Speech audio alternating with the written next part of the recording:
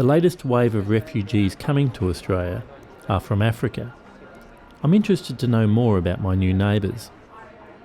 David Quayle, a master's student originally from Sudan, believes the Western media portrays Africa in a negative light. He wishes to rectify this situation by setting up an organisation, Images of Africa, that will help local people gain an insight into the real Africa. We know that there's a lot of conflict in Africa.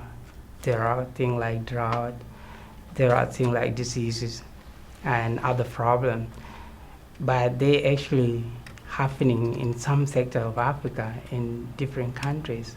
Africa is a continent. It's got 53 or 54 countries, and only 5 countries are at war. But every time you see only Africa is being portrayed as it is entirely at war. Nobody focused to reflect on things like African cultures and other productive things there, like people who are doing successful business and those who are trying hard to actually bring change to the continent. I appreciate what David is trying to do, but I think some of the stories of how refugees came to Australia from Africa, even though many of them are quite sombre, can provide us with a better understanding of the refugee experience. In Rwanda, the artificial divides imposed by colonial rule set up deep ethnic tensions which led to the scapegoating of the Tutsi minority.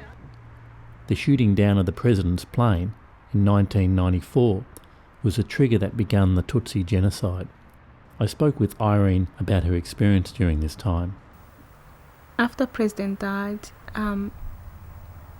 they started killing all the Tutsis in the country, and that's when my parents and my brothers and cousin and my grandmother been killed, and 12 people were at home, and me and my young sister, we managed to survive, and we were 7 and 8.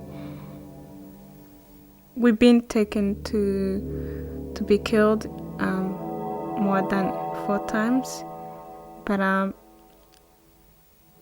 we don't know how we survived, but we did survive.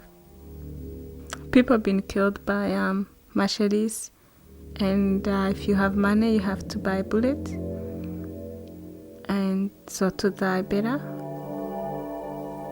If we were so scared, everybody will find out who we are. So we were just shown, we were like stronger, and we couldn't show our emotion because then they'll find out who we are and then be killed. For Irene, her faith in God was a big factor, she believes, in keeping her alive.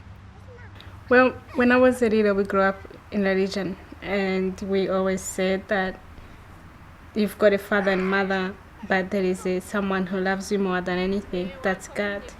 And he can protect you in every single day, and wherever your parents will not be, he will be there. So the moment I lost my parents, so there were nobody, no one other than me that I could trust. It was me and my young sister. So the only God, it was the only, person that I had. So the person that I can't see, the God, the faith I had, is just to pray to him, and I felt really protected, and I felt he was there for me. So I had the courage to keep going. In the West, we have whole professions developed around dealing with trauma. In many cases, it is believed reliving that trauma will help one overcome it. Irene has a different philosophy.